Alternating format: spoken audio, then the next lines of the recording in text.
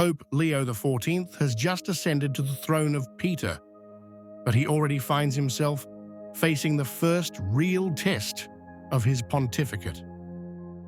He says he wants to continue along the lines of Pope Francis, but behind the words, there is much more at stake: tradition or ambiguity, continuity or disguised change. And the stakes are very high. To really understand where the Church is going, this is a video you must watch in full. The election of Pope Leo XIV immediately gave the impression of a pontificate that intends to speak to the present with a gaze rooted in the great tradition. The choice of the name represented an eloquent first signal. Recalling Leo X, the Pope who addressed the social transformations of the First Industrial Revolution with Rerum Novarum, means immediately declaring an intent: govern the Church in times of technological and artificial revolutions, reaffirming the centrality of human dignity, work, and justice. The new Pope appeared from the central loggia of St. Peter's Basilica, wearing the most classic pontifical vestments, breaking with the almost bare sobriety that had characterized the first appearance of his predecessor. For some, it is a simple liturgical choice. For others, the unmistakable signal of a discontinuity in form, if not yet in substance. A visual message that many have interpreted as a desire to bring the solemnity of the papacy back to the forefront. From the first official meeting with the cardinals, held in the Synod Hall, Pope Leo XIV wanted to place his pontificate in the wake of Pope Francis.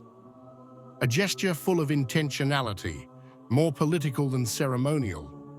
In front of the cardinals, electors and non-electors, he clearly reiterated the priorities he intends to carry forward, drawing directly from the Second Vatican Council and the apostolic exhortation Evangelii Gaudium, a key text of the Franciscan Magisterium. Evangelization centered on Christ, the missionary conversion of Christian communities, the valorization of synodality and episcopal collegiality. Then listening to the sensus fidei of the people of God, even in its popular expressions, caring for the last and the marginalized, courageous dialogue with the contemporary world. These are the themes reaffirmed as fundamental. No apparent change of direction, rather a precise underlining of the spiritual and pastoral legacy of his Argentine predecessor. Yet behind the apparent adhesion, some observers are already noticing some nuances.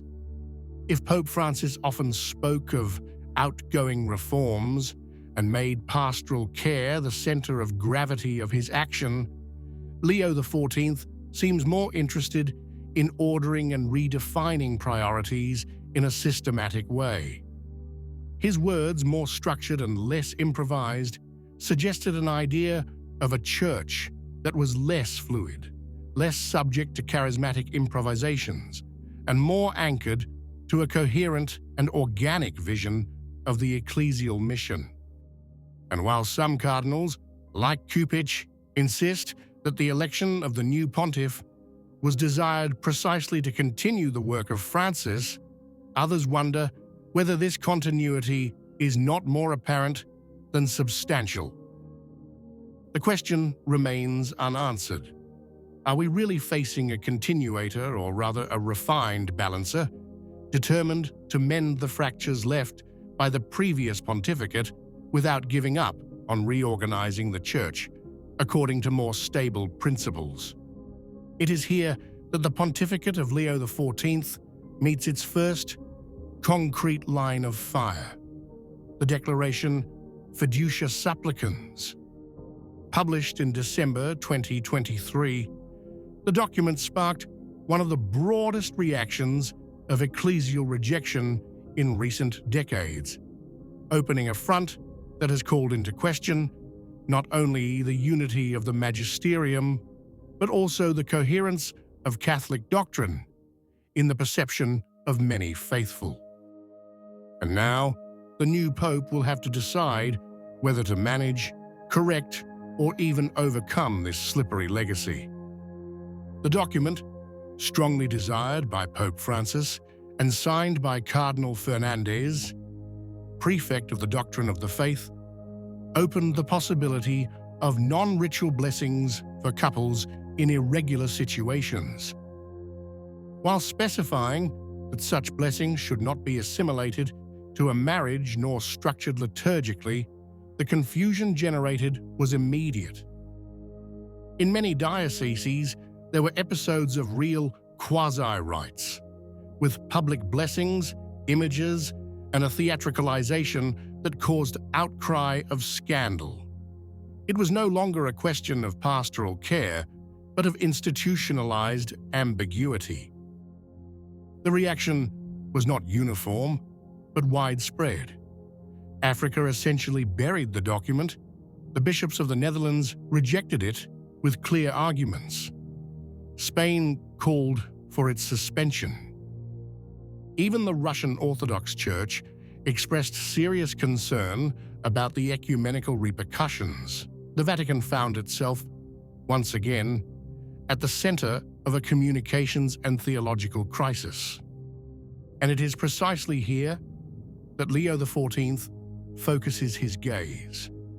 Questioned by Avenir, Cardinal Hollerich hypothesized that the new pontiff could reinterpret but not abolish Fiducia supplicans, a move that would allow us to save the appearance of continuity with Francis, but would actually open the way to a substantial reformulation of the document. In other words, correct without denying. It would not be the first time that a pope fixes what his predecessor has disrupted. But the issue goes beyond form. Leo XIV declared from the balcony of St. Peter's that the Church is open to all, a message that in its inclusive formulation echoes Francis's now famous all. But which everyone? Under what conditions? To what extent? This is where the new pope will have to clarify.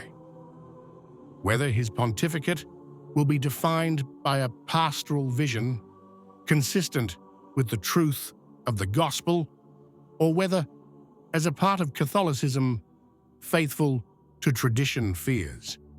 It will end up being the continuation, in traditional dress, of a theology of confusion. The feeling is that Leo XIV understands the risk, but for now he moves with caution, letting more intentions shine through than decisions. Some cardinals see him as a reconciler, but reconciliation, in times of confusion, is not achieved by multiplying ambiguities, but by re-establishing the truth in charity. The Pope is not a mediator of moral diplomacy. He is the guardian of the apostolic faith. Behind the election of Leo XIV, there were calculations and expectations. The cardinals who supported him spoke of continuity, but perhaps they were looking for a correct continuity, a pope capable of reassuring the supporters of reform without alienating the defenders of orthodoxy. Ultimately, if one really wanted a duplicate of Francis, the natural choice would have been Cardinal Tagle. The fact that Leo XIV was preferred, a man close to Francis, but with his own vision, reveals a precise ecclesial need to turn the page without tearing the sheet. Yet to truly turn the page, more than ceremonial gestures or well-crafted speeches will be needed. It will be necessary to address doctrinal ambiguities, re-establish the authority of the magisterium, distinguish between acceptance and approval, between mercy and condescension. Only in this way can the new pope truly be the successor of Peter, not a curator of image, but a visible foundation of unity in truth. What do you think? If you liked the video, comment, Amen. God bless you.